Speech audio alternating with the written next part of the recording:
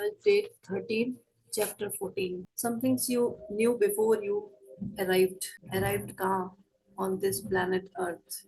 इस धरती पे आने से पहले आपको कई सारी चीजें आपको पहले से पता थी, और इस चीज को बार बार याद दिलाने की जरूरत है, क्योंकि हमें यहाँ आते ही सब गायब, मेमोरी सारी उड़ जाती है। ठीक है, तो याद दिलाने की क्या जरूरत है कि you are the creator in this physical body. आप एक क्रिएटर हो और इस फिजिकल बॉडी में, और ये आपका डिसीजन था यहाँ आने का। ठीक है, कई बार हम इस पे भी क्वेश्चन करते हैं कि मैं यहाँ क्यों हूँ, किस लिए हूँ, मुझे नहीं आना, या जो भी। तो आपका डिसीजन था यहाँ आने का। उस टाइम आप जानते थे कि यू वर अ क्रिएटर, और जो अर्थ का एनवायरनमेंट है वो आपको और इंस्पायर करेगा कुछ स्पेशल क्रिएशन में। और ये भी पता था कि जब भी आप मांगेंगे, whenever you ask it would be given। And उस टाइम आप बहुत ज्यादा एक्साइटेड थे यहाँ पे आने के लिए, बिकॉज एक चीज आपको और पता थी कि सोर्स आपके साथ हमेशा हमेशा रहेगा। सोर्स अगर आपके साथ हमेशा है तो फिर क्या बात है। लेकिन यहाँ आने के बाद हम सब भूल जाते हैं कि सोर्स, अच्छा सोर्स भी है, कोई कोई है जो हमारे साथ है। लगता तो नहीं है, क्योंकि चीजें तो कुछ और ही हो रही होती है हमारी लाइफ में। पहली चीज आपको ये भी पता था, क्या पता था? पहला चीज कि हर बार जब भी आप जॉयफुल मोड में आएंगे, मतलब आनंद की अनुभूति करेंगे, तो उसका मतलब है आप हमेशा उस चीज की ओर आगे बढ़ रहे होंगे जो आप चाहते हैं। और इसी का उल्टा मतलब, जब भी आप अपने ड्रीम्स के पास, ड्रीम्स की तरफ जा रहे होंगे, तो आपके अंदर you feel Joy, you feel happiness. तीसरी चीज कि अर्थ का एनवायरनमेंट ऐसा है कि आपको सफिशिएंट वैरायटीज मिलेंगी, तरह तरह की वैरायटीज मिलेगी, जिससे आप अपने वाइब्रेशंस को मोल्ड करके एक वंडरफुल एक्सपीरियंस ले सकते हैं। अर्थ पे आने का यही मकसद है कि एक वंडरफुल एक्सपीरियंस, न कि उसको झेलना और उसको भोगना, कर्मों का भोग और ये वो। एक चीज हमें क्या पता थी कि एक ये जो एक यूनिवर्स है, ये पूरा ब्रह्मांड है, बहुत ही बेहतरीन जो ब्रह्मांड बना हुआ है, उसका बेसिस क्या है, आधार क्या है? वेलबींग, जो कि हमेशा एबंडेंस में है, कभी ना खत्म होने वाला है। इसलिए यहाँ पे कोई भी किसी भी तरह का रिस्क नहीं है। आप मतलब आप चाहे जितना भी नीचे गिर जाएं, क्यों ना चले जाएं नीचे, गिर गिर के इतने नेगेटिव थॉट्स क्रिएट करके कि अब बस अब तो कुछ नहीं हो सकता, सब खत्म। उस कंडीशन में भी अगर आप चले गए, तो पहली चीज आप हमेशा उस टाइम भी कनेक्टेड रहते हैं। और दूसरी चीज, आपकी मर्जी, जैसे आपने अपनी मर्जी चेंज करी कि नहीं भाई अब यहाँ नहीं रहना, अब ऊपर चढ़ना है मुझे, तो जैसे ही आपने ये डिसीजन लिया, आपके ऊपर चढ़ने का रास्ता भी तैयार होता चला गया। मतलब आप कभी भी कहीं से भी ऊपर उठ सकते हैं। और इसका मतलब सीधा से यही है कि आपकी चाहे जो भी कंडीशन हो, आप उसे चेंज कर सकते हैं। इतनी जो वैरायटीज है यहाँ पे, उसकी वजह से आप हमेशा यूनिक रहेंगे। एक यूनिकनेस आपके अंदर हमेशा रहेगी, है ना। हम सबको पता है कि हर पर्सन एक यूनिक है ही है। क्यों? बिकॉज इतनी वैरायटीज है, आपको क्या उसमें से चूज करना है, किस तरीके से लेना है, उसी की वजह से आपकी यूनिकनेस हमेशा बरकरार रहेगी। और आपका काम क्या है? Your work was to direct your thoughts. आपका काम सिर्फ अपने विचारों को, जिसे कहते हैं, डायरेक्ट करना, निर्देशित करना है। और रास्ता अपने आप सब बनता चला जाए। रास्ता कैसा बनता चला जाएगा? मतलब लाइफ जो है वो अपने आप अनफोल्ड होती चली जाएगी, आपके सामने सारी चीजें अपने आप आती चली जाएंगी। और हमें क्या पता था? क्योंकि आप सोर्स एनर्जी का एक्सटेंशन है, सोर्स एनर्जी का एक्सटेंशन है, इसलिए आपका भी जो एक मूल स्वरूप है वो अच्छा ही है। अब वो चाहे रावण ही क्यों ना हो, लेकिन उसके अंदर भी अच्छाई थी ही, है ना। हम सबको पता है कि जो हमारा एक वो है, कोर जिसे कहते हैं, वो अच्छाई है। वो बात अलग है कि आप गलत काम कर करके उसको वैसा बना सकते हैं, वो बात अलग है। लेकिन अंदर की चीज जो है वो हमेशा, बिकॉज वो सोर्स एनर्जी का ही एक्सटेंशन है, वही है, उसी का पार्ट है, इसलिए वो अंदर का जो है आपका कोर बीइंग, इनर बीइंग, वो हमेशा प्योर है, बहुत अच्छा है। ठीक। और क्या हमने समझा था, जाना था, मतलब पहले से पता था कि आप हर समय अपनी फीलिंग्स, मतलब इमोशंस से समझ सकते हैं कि आपका जो रास्ता है वो सही है या नहीं है। और ये बात अलग है कि हम कई बार ना बार बार वो गलत काम करके ही हमें उसमें मजा आने लगता है। कुछ लोग होते हैं ना, कुछ लोग नहीं। एक ही आदमी मुझे समझ में आ रहा है फिर से, कि बार बार उस गलत काम में उसे मजा आने लगता है, तो वो एक्सट्रीम केस हो गया। लेकिन हमारे पास ये पावर है कि आप जब सही होंगे तब आपको अच्छा लगेगा। ये चीज अलग है, जैसे मैंने कल बात करी थी, कि जिस भी चीज को हम बार बार करते हैं ना, वो हमारे संस्कार बन जाते हैं। संस्कार तहत कुछ लोगों को उसमें भी मजा आता है, बहुत ही क्रूरता, मतलब बहुत ही क्रूएल काम करने में, वैसा भी है। लेकिन फिर भी चाहे जितना भी कोई क्रूएल क्यों ना हो, कितना भी खराब क्यों ना हो, उसका इनर बीइंग हमेशा प्योर रहता ही है, अच्छा रहता ही है। एक और चीज, लास्ट चीज है, जो आपको पहले से पता थी, कि आपके जो थॉट्स हैं उससे इमीडिएट मैनिफेस्टेशन नहीं होगा, कि अभी सोचा और अभी कुछ हो गया, आ गया आपके सामने।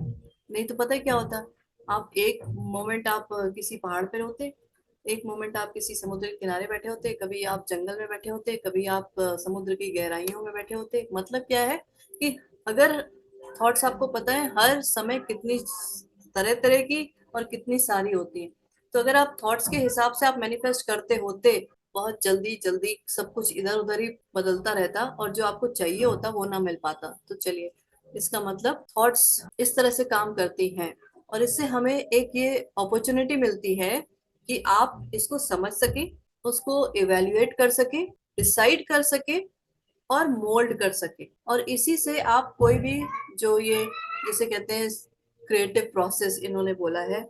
और क्रिएटिव प्रोसेस का मतलब क्या है, सृजन प्रक्रिया। जो भी हम ये प्रोसेस मतलब लाइफ एक्सपीरियंस कर रहे हैं, वो उसी का नतीजा है, हमारे ही क्रिएटिव प्रोसेस का, सृजन प्रक्रिया जो हर समय होती रहती है। थॉट्स अगर तुरंत मैनिफेस्ट हो जाती तो फिर बहुत गड़बड़ होता। और इसलिए हमें अपॉर्चुनिटी मिली है कि आप उन थॉट्स को इवेल्युएट करें, फिर डिसाइड करें, उससे मोल्ड करें कि आपको चाहिए क्या। ठीक है, तो उतना टाइम आपको हमेशा दिया जाता है, तुरंत तुरंत मैनिफेस्टेशन नहीं होता। अब्राहम कहना चाहते हैं कि we refer to that time between your offering of a thought and its physical manifestation as the buffer time। आपने कुछ सोचा और वो जो मिलने वाला है उसके बीच का टाइम, इसको कहा गया है buffer of the time. Buffer time आप ऐसे समझ लेंगे, that is what wonderful time of offering thought, noticing how it feels.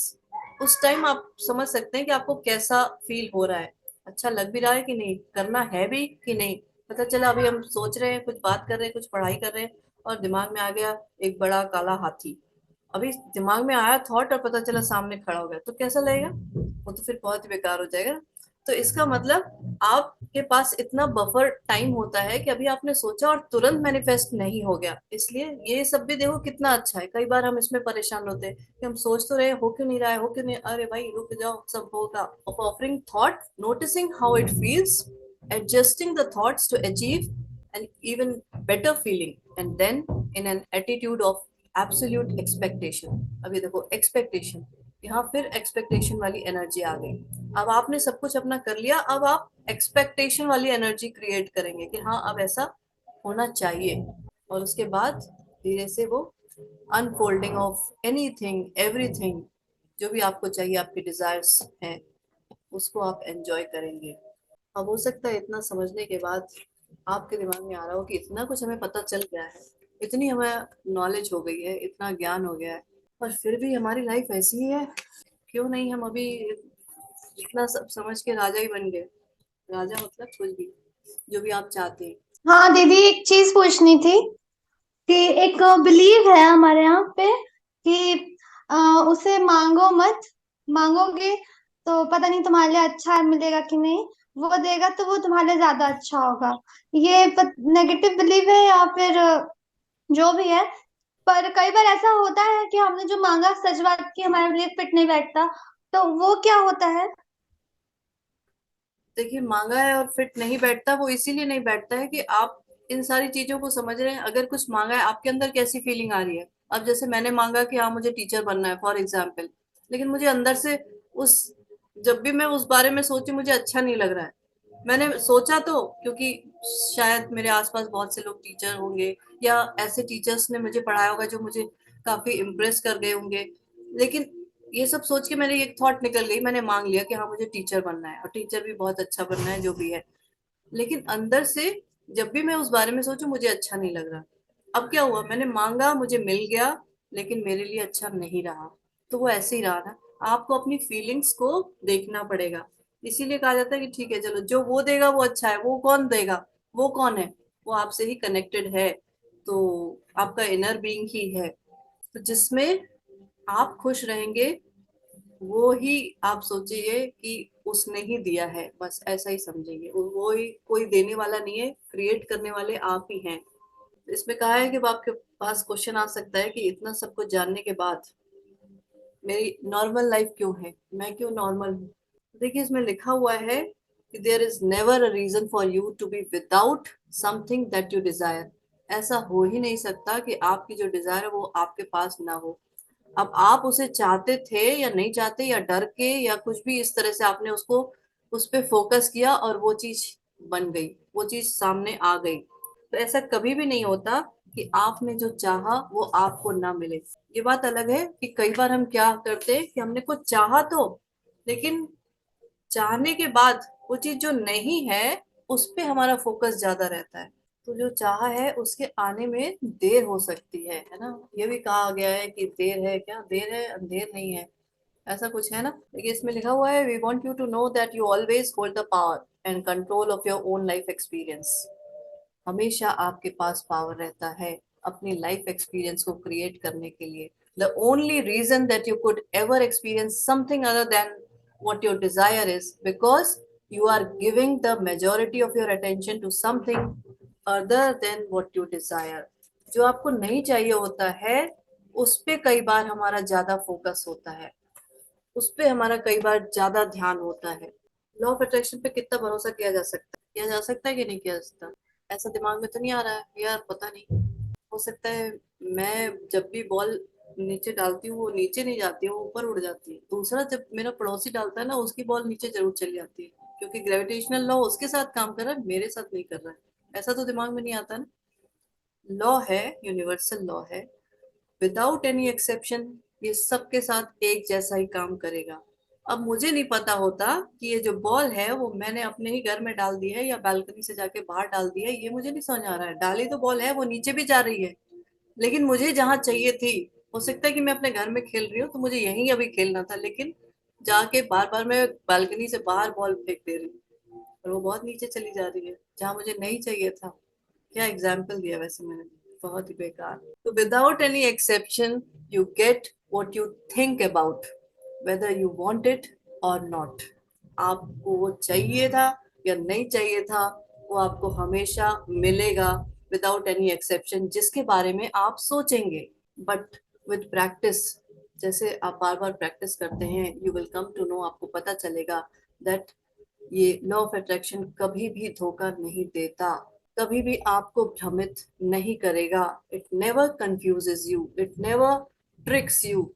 तो law of attraction says that like attracts like. तो जो एक जैसा होगा उनके बीच ही अट्रैक्शन होगा। और एक जैसा क्या होगा? जो फ्रीक्वेंसी आपके अंदर से इमिट होगी वही फ्रीक्वेंसी मैच करेगी, without any exception, without any fail. और इसलिए जिधर आपका फोकस रहेगा वो चीज अनफोल्ड होती चली जाएगी। बस ऑलरेडी सब कुछ है, everything is created, creation is finished. आपका क्या करना है, आपका काम क्या है? सिर्फ आपको फोकस इधर करना है और वो चीज अनफोल्ड होती चली जाएगी। ठीक है, दिस इज द लॉ। तो बस आपको सही रास्ते चलना है, सही रास्ता इस, और मंजिल अपने आप सामने दिखेगी, ये दिखेगी। ये इसी बात पे हम एक ये नया क्रिएटिव प्रोसेस करते हैं, विच प्रोसेस नंबर 13 है, विच थॉट फील्स बेटर। तो ये कब करना है? जब भी आप कॉन्शियसली अवेयर होना चाहते हैं कि हाउ यू आर फीलिंग, कैसा आप फील कर रहे हैं, आप अवेयर होना चाहते हैं। और दूसरा, जब कोई आप डिसीजन लेना चाहते हैं। चलिए, जैसे इसमें पहले ही बताया गया था कि हर सब्जेक्ट के दो सब्जेक्ट होते हैं। क्या? पहला समथिंग दैट यू डिजायर, और दूसरा सब्जेक्ट होता है absence of that desire. Something that you Dzire, दूसरा क्या है? Absence of that desire. मतलब आप चाहते तो हैं, लेकिन अभी आपको क्या समझ में आ रहा है? वो चीज नहीं है। ठीक। तो every subject has two subjects. First something that you Dzire, दूसरा एब्सेंस ऑफ दैट डिजायर।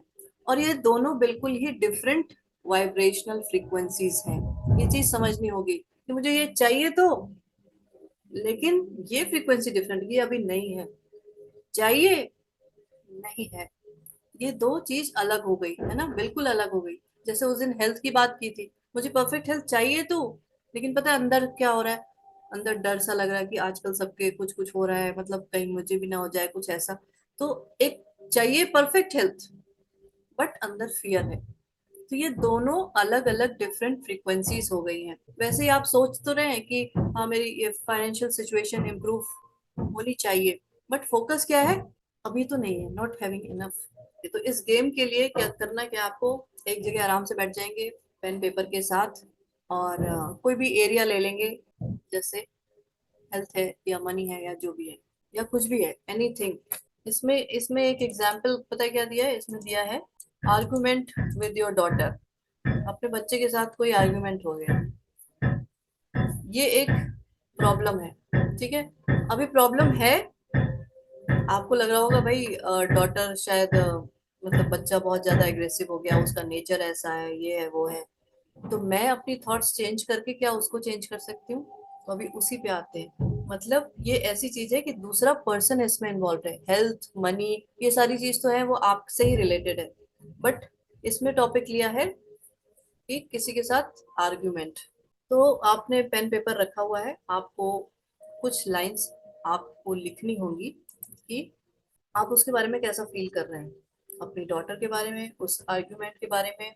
जैसे इसमें लिखा हुआ है कि अपनी डॉटर के लिए लिखा है, she is deliberately trying to make my life difficult, she doesn't care about me at all, she doesn't even come close to doing her share of the work। मतलब ये सारी चीजें जो उनके दिमाग में आती जा रही हैं वो उनने लिख लिया। अब उसके बाद क्या करना है? ये फीलिंग्स जो हैं जो आपने लिखे हैं सेंटेंसेस, उसमें आपके नेगेटिविटी शो हो रही है कि भाई है ही है, ये सारी चीजें ऐसी है ही है। आर्ग्यूमेंट हो गया और उसकी दो चार बुराइयां भी लिख दी, है ना, वो ऐसा नहीं करती वैसा करते हैं, जो भी है। अब क्या करना है आपको? अब आपको कुछ ऐसे सेंटेंसेस लिखने हैं जिससे उस सिचुएशन के लिए आप कुछ बेटर फील करें। वो सेम सिचुएशन है, लेकिन लिखना आपको कुछ ऐसे सेंटेंसेस है कि आप उसके लिए बेटर फील करें। एक बार लिखकर फिर से उसको देखेंगे, इवेल्युएट करेंगे कि उन सेंटेंसेस को पढ़ के आपको कैसा लग रहा है। कैसा लग सकता है? या तो वैसा ही लग सकता है, या थोड़ा सा अच्छा लग सकता है, या और खराब भी लग सकता है। ठीक है, इन्होंने कुछ सेंटेंसेस ऐसे लिखे हैं कि she never listens to me, I want her to be more responsible, I shouldn't have to pick up after her, I should have taught her better। ये सारे कई सारे ऐसे सेंटेंसेस हैं जो इन्होंने इस तरह से लिख रखे हैं। I don't know what to do about this. अब ये जैसे ये सेंटेंस लिखा, ये तो और भी खराब हो गया कि मुझे अब पता ही नहीं है मैं क्या कहूँ इस सिचुएशन के लिए। लेकिन देखो अभी इसमें क्या सेंटेंस लिखा है कि I remember what it's like to be a teenager. थोड़ा सा बेटर फीलिंग होगी, बिकॉज आप उससे अपने को रिलेट करेंगे कि हाँ भाई इस एज में ऐसी प्रॉब्लम्स हो जाती हैं। I remember when she was a sweet little girl, उसके बारे में भी सोचेंगे कि वो जब छोटी बच्ची थी, तो उस चीज को भी लेके सोचेंगे, तो अंदर एक बेटर और फीलिंग आई। और क्या कर सकते हैं? It's all right that I want my house to be clean, मुझे अपना घर साफ चाहिए, कोई बात नहीं अगर वो कुछ गड़बड़ कर रही है। It's fine that she doesn't care about that now. मतलब कई सारे सेंटेंसेस आप लिखेंगे और फिर खुद एवेल्युएट करेंगे कि क्या हो रहा है, कि कुछ बेटर इसमें सेंटेंसेस आ रहे हैं कि नहीं। और एक चीज और याद रखेंगे, इसमें कुछ भी सही गलत नहीं है। ऐसा नहीं कि मैंने गलत सेंटेंस लिख दिया है ना, कुछ और मुझे लिखना चाहिए था। आपके मन में जो भी आ रहा है उसको आप, जैसे कहते हैं कि दिल खोल के अपना लिख डालिए, क्या और चीजें हो सकती हैं, मैं इस सिचुएशन को लेके मेरे दिमाग में और क्या दिमाग में आ रहा है, वो सारी चीजें लिखते हैं। आपको यही अब्राहम इससे बताना चाहते हैं कि अगर आपके थॉट्स चेंज अगर आप करते हैं, तो उससे बिहेवियर किसका चेंज होगा? एवरीवन, आपके आसपास जितने लोग जुड़े हुए हैं। We want to say to you that your thoughts change the behaviour of everyone and everything. मैंने कई बार आपको बताया, पिछले अभी शायद कल भी बताया था, कि जो लोग आपसे जुड़े हुए हैं, चाहे वो रिलेशन में हो, चाहे पड़ोसी हो, चाहे कोई भी हो, वो आप हैं, इसीलिए वो सब हैं। और अगर उनकी कोई अच्छाई दिख रही है या बुराई दिख रही है, दैट मीन्स वो जो दिख रहा है ना, उसका कनेक्शन आपसे जुड़ा हुआ है। अगर बुराई दिख रही है किसी में भी, कुछ भी, वो भी कनेक्शन अपने में जुड़ा हुआ है। हमें क्या करना है, चलो मान लो अभी कुछ बुराई इस पे बात हुई है कि भाई ये पर्सन है ऐसा ये कर रहा है, इसका बिहेवियर है, ठीक है।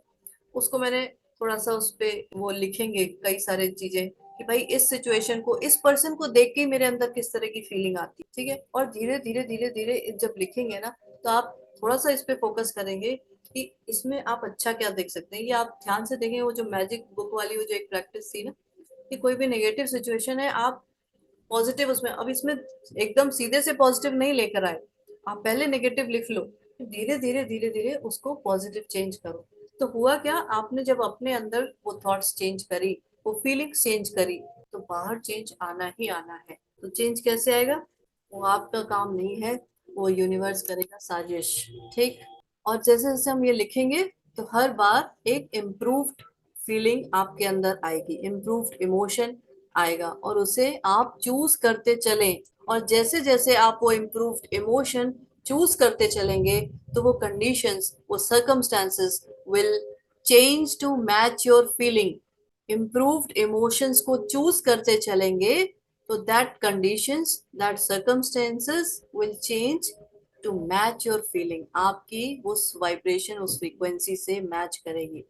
इसमें अभी एक और एग्जांपल दिया है इस तरह से कि मान लो इसमें लिखा है कि कोई पर्सन अपना किचन जो है लास्ट वो लाइन रेनोवेट। आपने बोला, प्लीज वो रिपीट करेंगे, जो आपने लास्ट लाइन बोला ना अभी, that if you improve your, नहीं नहीं, I don't get it exactly, मतलब क्या बोला आपने? मैंने ये बोला कि जब आप सेंटेंसेस लिख लेंगे, तो आप जब भी उस इम्प्रूव्ड फीलिंग जो आपने इसमें था ना, सेम बेटर वर्स, तो जो बेटर वाला आता चला जा रहा है, उसको आपको चूज करना है। इम्प्रूव्ड फीलिंग, इम्प्रूव्ड इमोशन को जब जब आप चूज करते चलेंगे, जैसे जैसे चूज करते चलेंगे, तो क्या होगा, आपके सर्कमस्टेंसेस, सारी सिचुएशंस, कंडीशंस विल चेंज।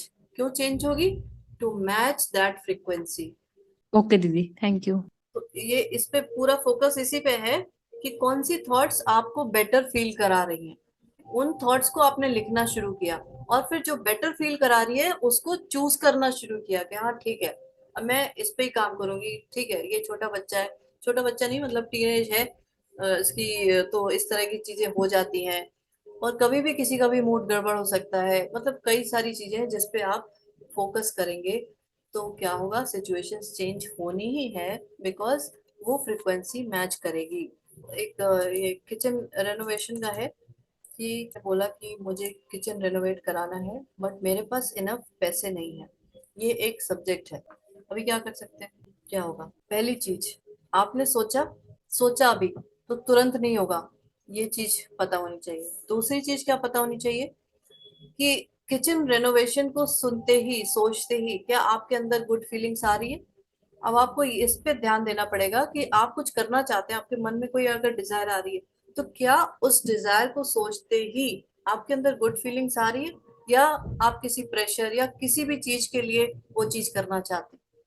तो अगर गुड फीलिंग्स आ रही है, तभी हम उस पर काम करेंगे। और उसके बाद इसमें आप ऐसे सेंटेंसेस लिख सकते हैं कि भाई, और एक चीज और है, कभी भी किसी भी ड्रीम के लिए आप कभी कोई डेडलाइन ना दे दे, हाँ ठीक है मुझे इतने टाइम तक ये काम हो जाना चाहिए, ऐसा कभी नहीं करना चाहिए। बिकॉज जैसे जैसे टाइम बीतता जाएगा ना, वैसे वैसे उस टाइम को लेके आपके अंदर बड़ी घबराहट होने लगेगी, तो सिचुएशन जो ठीक होने वाली थी उसको और वर्स हो जाएगी।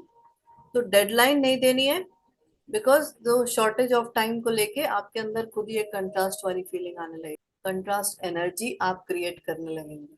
इसमें आप जो सेंटेंसेस हैं वो इस तरह से लिख सकते हैं कि हाँ, मैं अपने जो किचन में रेनोवेशन का काम है उसमें ये भी कराना है, वो भी कराना है, ऐसे भी कराना है, ये सब कुछ कराना है।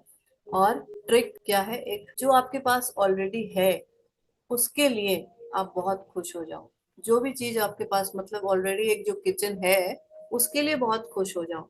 और हो सकता है कि वो खुशी जो आपकी एनर्जी, आपके वाइब्रेशंस को हाई कर रही है, वो आपको एक ऐसे नए घर में शिफ्ट करा दे जहां ऑलरेडी मॉड्यूलर किचन पहले से ही वैसा ही मौजूद हो जैसा आपको चाहिए था। तो इसमें लिखा है कि दूसरे शब्दों में, इन अदर वर्ड्स, यूनिवर्स जो है वो उन थॉट्स पर रिएक्शन तुरंत देगा जिसे आपने क्रिएट करी और फ्रीली छोड़ दिया, मतलब लेट गो कर दिया कि हाँ भाई मुझे ऐसा चाहिए, ठीक है।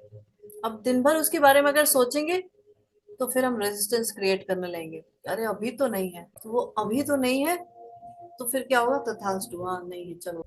हाँ जी। दीदी टाइमलाइन में मुझे याद है शुरू शुरू में जब आपने एक बार प्रैक्टिस कराया था, जैसे हम 3-3-3 वाला प्रैक्टिस शुरू किया था, तो उसमें आपने एक बार ही कहा था कि हम टाइमलाइन देंगे, उसके अंदर मेंशन करेंगे कि हमें कब तक ये अचीव करना है। मैंने ऐसा शुरू शुरू किया था? की बात है दीदी। वैसे नॉर्मली मैं हमेशा मना करती हूँ कि टाइमलाइन नहीं देनी ओके, है, अगर ऐसा कहा फिर था दीदी तो मेरे शायद को गलत कह गलती दिया। लग रही होगी। मैम मैम चेक में लिखते हैं ना, हम बस चेक जो बनाते हैं उसमें टाइम देते हैं ना, बाकी तो नहीं देते। चेक में भी टाइम नहीं देते, चेक में जो डेट लिखते हैं वो आज, अभी जैसे आज चेक बना रहे हो तो आज की प्रेजेंट डेट लिखते हैं।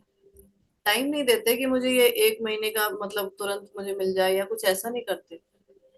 हम्म। दीदी शायद आपने शॉर्ट टर्म गोल के लिए बोला है कि टाइम सेट कर सकते हैं। हाँ, वो चीज अलग है, वो जो आपको करनी है, आपको एक्शन लेना है, उसके लिए अलग है, वो एक अलग चीज है। अच्छा, वो मैंने इसलिए बताया था कि अपने टाइम को, कई बार आपने सुना होगा ना कि टाइम सही नहीं है, टाइम खराब है, टाइम ये है, टाइम वो है, टाइम बहुत बलवान है, टाइम ऐसा है। टाइम को सही करने के लिए ये एक रास्ता है कि आप छोटे छोटे कामों को लें और उसको एक टाइम सेट करें कि हाँ ठीक है, चलो आज मुझे नहीं, 5 तो बज गए, आज मुझे 6 बजे 1 कप चाय पीनी है। फॉर एग्जाम्पल मैंने इसमें टाइम ऐड कर दिया, और मुझे 6 बजे फिर चाय पीनी होगी, नहीं मुझे नहीं पीनी वैसे, मैं बता दूं, लेकिन मैंने बस एक एग्जाम्पल दिया है कि इसमें क्या हुआ, आप टाइम को लेकर आए अपने साथ, एक आपने वो एक्शन उसमें जोड़ा, आपने क्या किया, टाइम को रेस्पेक्ट किया। कई बार हम क्या करते हैं, अच्छा ठीक है चलो मैं शाम को बात करती हूँ, नहीं बात की मैंने, और शाम को पता चला मेरा जो टाइम था ना वो पहले आके वहां खड़ा हो गया और मैं नहीं पहुंची। मैंने उस सामने वाले पर्सन को डिसरेस्पेक्ट नहीं, अपने टाइम को ही मैंने डिसरेस्पेक्ट कर दिया, मेरा जो टाइम था वो वहां जाके खड़ा हो गया और मैं नहीं पहुंची। तो धीरे धीरे धीरे धीरे फिर क्या होगा, समय किसका बलवान होगा, उसका होगा जो समय की रेस्पेक्ट करता है। ठीक है, तो उस समय को बलवान करने के लिए ये एक रास्ता था कि चीजों को टाइम दे और उस टाइम पे वो एक्शन लेके उसी टाइम पे काम खत्म करें। एक अलग चीज है, इंटीग्रिटी का पार्ट है वैसे तो वो। तो क्या हो रहा है, आज बड़े सब लोग एकदम वो हैं, जैसे कहते हैं, हाँ ठीक है, चलो और आगे बता दो, बताना है तो बताओ, नहीं तो ठीक है।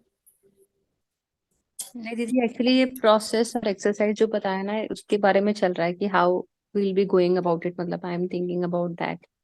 भाई कोई भी कुछ भी प्रॉब्लम नहीं है, चलो अच्छा कुछ भी है उसको, उसकी एक दो चार थॉट्स लिख लो कि उस चीज को लेके दिमाग में क्या चल रहा है। और ज्यादातर आदमी नेगेटिव को ही पॉजिटिव में बदलता है, इसलिए 3-4 लाइन में ये लिख दिया कि हाँ भाई ये प्रॉब्लम से मेरे अंदर ये फीलिंग्स हैं।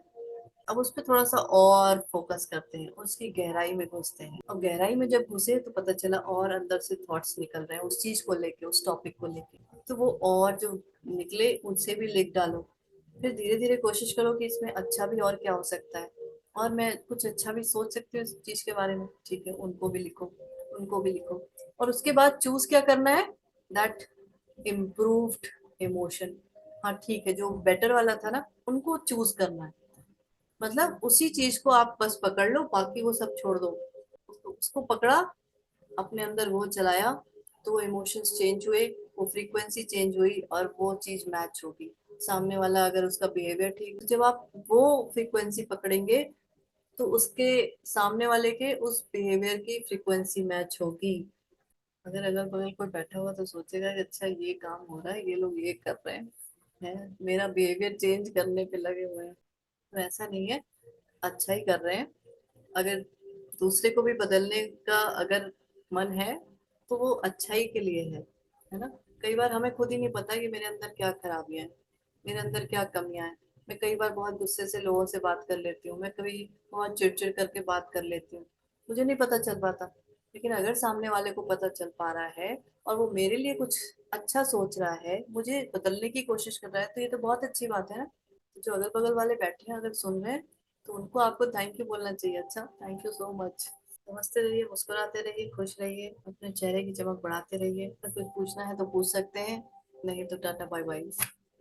देखिए भाई, अपने चेहरे पे हमेशा हंसी बनाए रखिए, जो 30 डेज चैलेंज जिसने ले रखा है वो तो हंसता रहे कम से कम, है। क्या हो गया आज सबको, ये देखो मैं तो डेली प्रैक्टिस भी कर रही हूँ 5 एलिमेंट्स वाली। गुड। एक चीज बता दे, ज्यादा बोझ न ले। मैं आपको बता दूं, जितने हम सब पूजा पाठ भी करते हैं ना, उसमें भी यही सारी चीजें हैं। बस हम क्या कर रहे हैं, उन चीजों को समझ रहे हैं। इतने मंत्र जाप कर लिए होंगे आपने, इतने वो क्या है, वो कवच पाठ और ये पाठ और वो पाठ सब हो गया होगा। उसका मतलब समझा? उसका मतलब यही सब है, यही है बस। ठीक है, तो टेंशन ना ले फिर, हंसते रहे मुस्कुराते रहे। थैंक यू सो मच सभी को। थैंक यू दी, thank you. Thank you ma'am. Thank you so much. Thank you दीदी। Thank you thank ma'am. You ma'am.